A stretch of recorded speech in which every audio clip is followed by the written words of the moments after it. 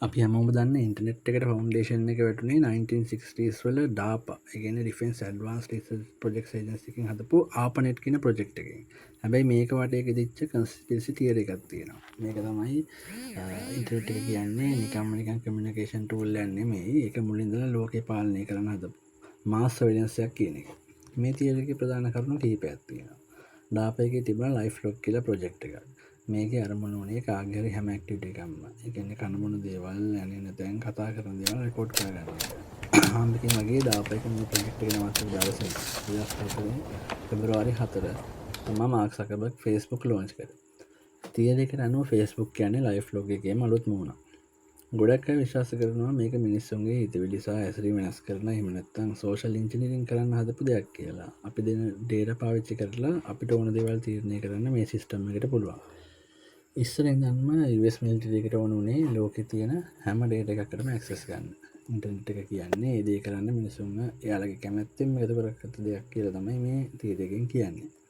දස් 13ේදී එඩවර්ඩ් ස්නෝඩන් කෙන NSA national සෙකට ජන්සි එක හිටපු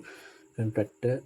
සේක ඩොකමන්ස් ගොඩක් ලීක් කර හලා ලෝකට පෙන්වේ අපි පාවිච්චි කරන ඉන්ටනෙට් එක ඇත්තටම ස්පයින් කරන ලොකුමට උල්ලත් වෙලා තියෙන විදිිය ස්නෝඩන් පෙන්නල දුන්න ප්‍රසම් කියලා සීකට පෝග්‍රම් ඇත්තිනවා ඒකින් වුණේ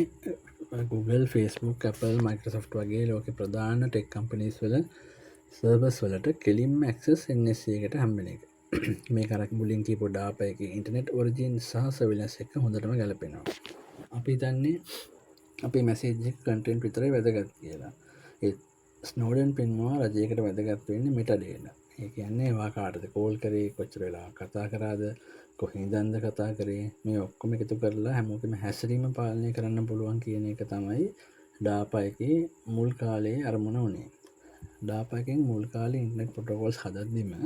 ඒවල බැක්්ඩෝස් තියෙනවා කියලා මත ඇත්තියෙනවා ස්නෝඩන්ගේ ඩොකිමෙන්ට්සල්ට අනුව ඒවා ගොඩක් ඉන්ක්‍රපෂන් ස්ටන්ඩර්සන් සෙකට පොටෝකොල් ඇතරම හදල තියන්නේ ඉන්ටර්ජන් සේජන් සිස්වල්ට ලේසියම් ඇතුළෙන්න්න පුළුවන් විදියට මේ තියදකට අනුව ඉන්ට්‍රෙට් එක කියන්නේ ගලෝබල් පැනොප්ටිකන එක ඒකන්නේ හැම වෙලාම කොරට අපි දිහ බලාගෙනන්නවා කියන හැඟීම ඇති කරලා මිනිස්සුම පාලනය කරන එක ස්නෝඩන්ගේ මෙන්න මේ ලීක්සින්ද අද වෙද්දි එන්ටුවෙන් ක්‍රපෂන් වගේ දේවල්වට ලොකු තැන කම්බලා තියෙනවා හැබැයි තාමත් ඩාපගේ පරණ ප්‍රජෙක්්ටයක් වුණ ලයිෆ් ලොක්ස් ඇන් අද තියෙන ෆස්බුක් ඉන්ස්ට්‍රගෑම් අතර සමානකම් නම් එහෙමයි ස්නෝඩන් කියල දස් දාසේ ෆිල්ම්මය ගුත්තාව වැඩිපුරේ ගැන දැනගන්න ඒකත් බලන්න පුළුවන්